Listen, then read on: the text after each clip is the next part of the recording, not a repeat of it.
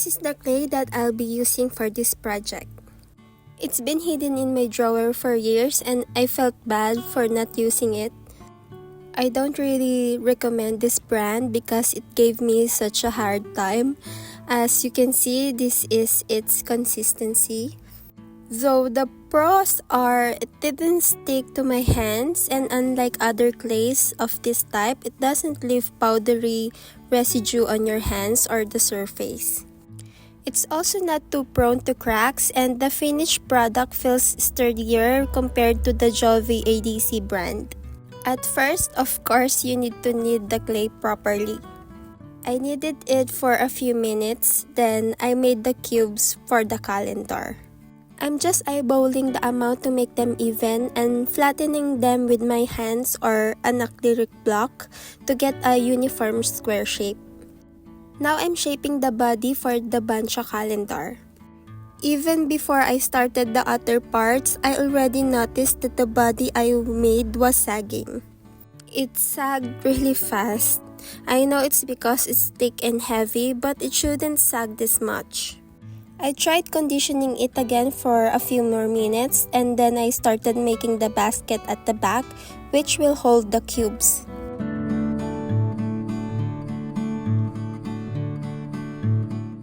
Here's what happened after a while. Oh my god, it sagged a lot.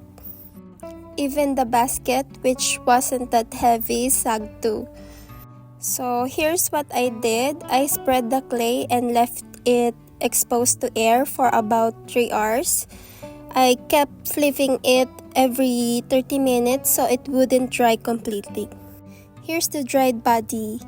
I left it to dry overnight before shaping the mouth area where the cubes will be placed.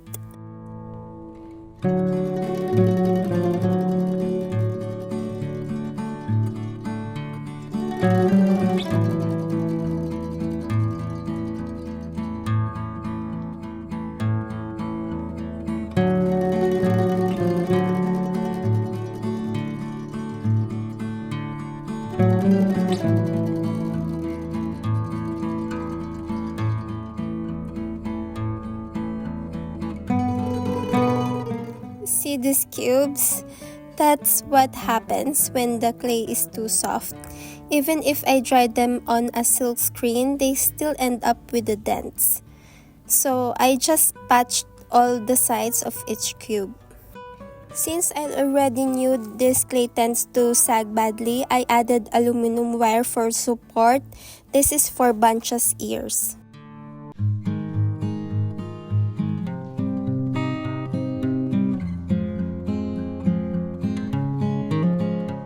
Don't forget to score every piece that you will attach so it sticks better.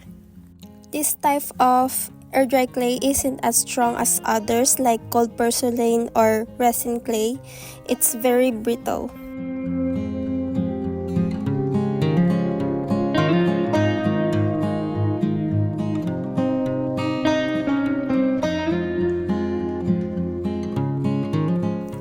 I dried it for another day, but the insides was still very wet.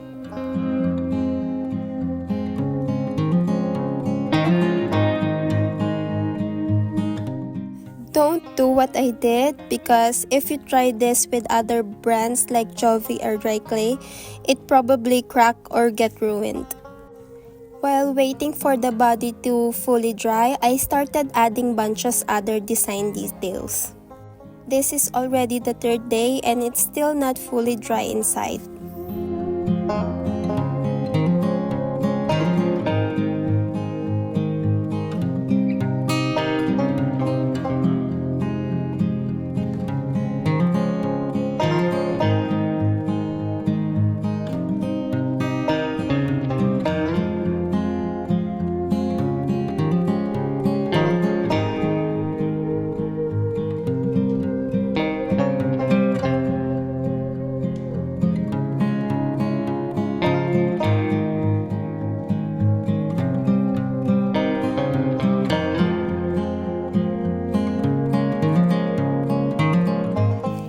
I poked it with aluminum wire for the hands and it was still soft. I think the design was missing something, so I added hands because I didn't know where to put Bansh's leaf. So I just made it so he's holding it instead.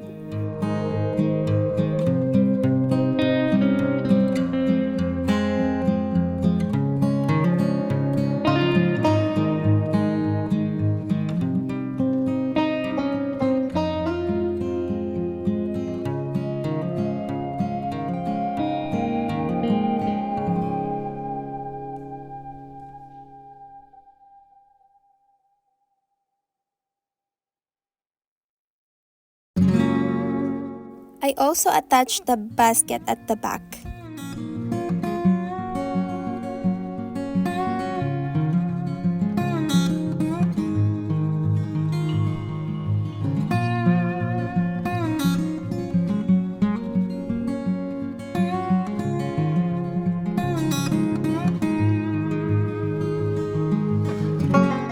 After one more week, almost 2 weeks of drying, it really has to be super dry all the way inside before painting.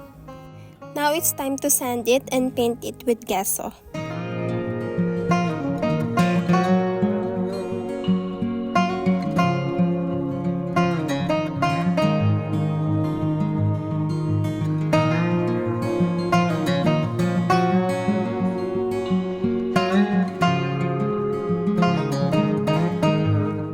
Some artists I've watched don't use gesso, but since I already bought one, I wanted to try it out.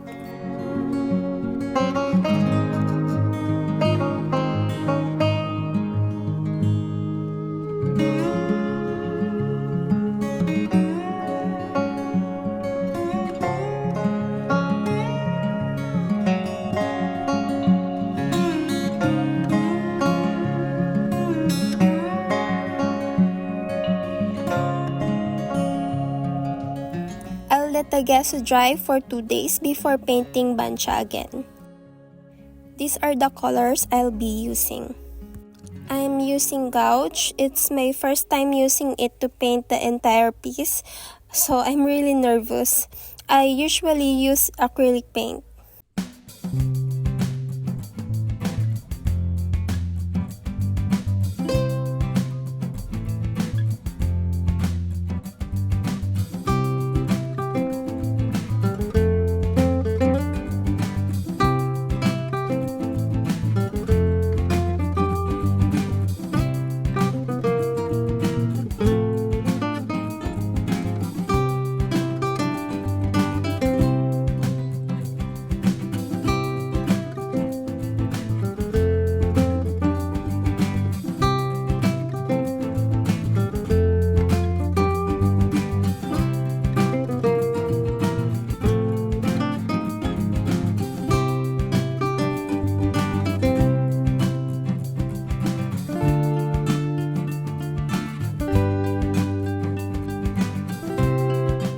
I used a pencil first so it's easier to trace before painting.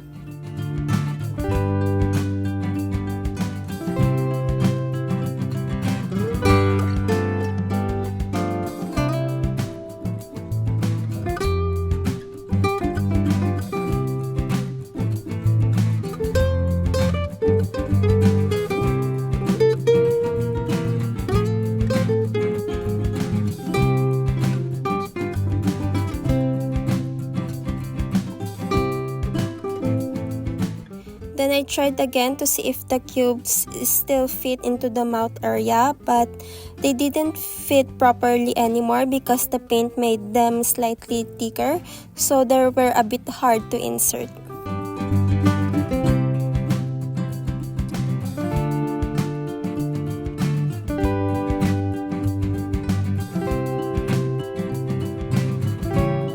Once everything fit nicely, I started painting Bancha's face, my iconic mark or my trademark look.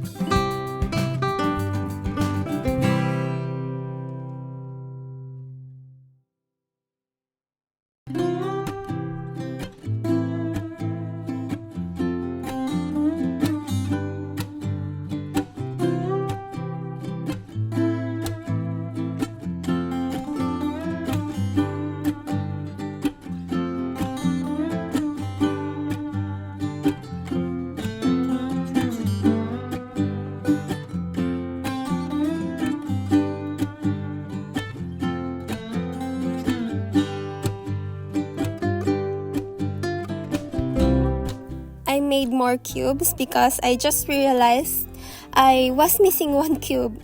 Yeah, I couldn't use the rectangular one anymore. Yeah, sorry, that was so dumb of me. I forgot that I needed 2 cubes for the months and 2 cubes for the numbers.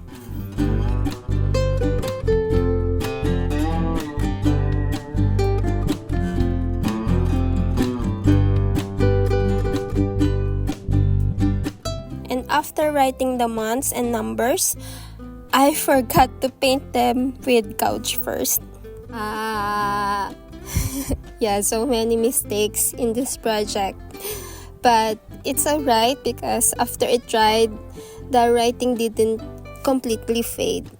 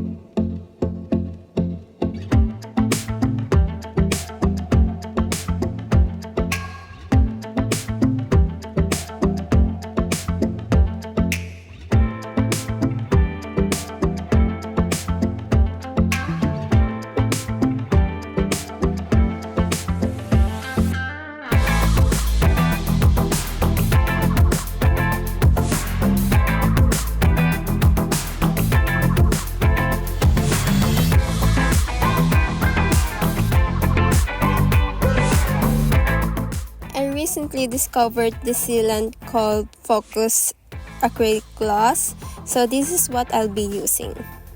But because I was dumb when it came to this type of clay painting and glazing, this happened.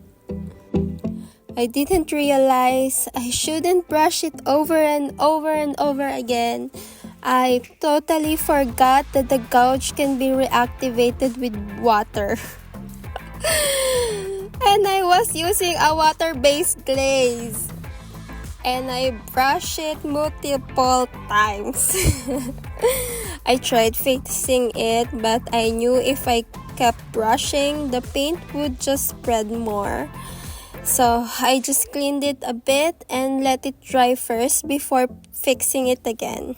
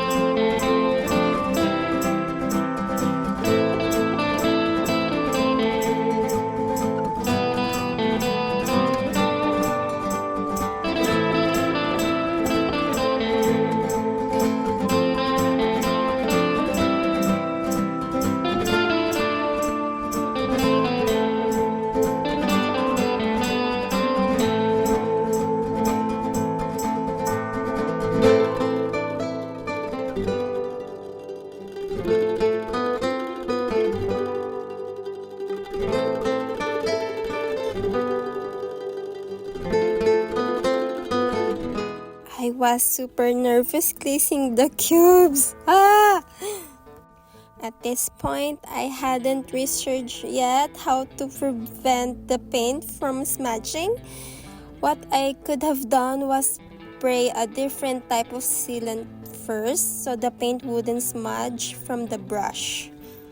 I was so nervous while it was drying.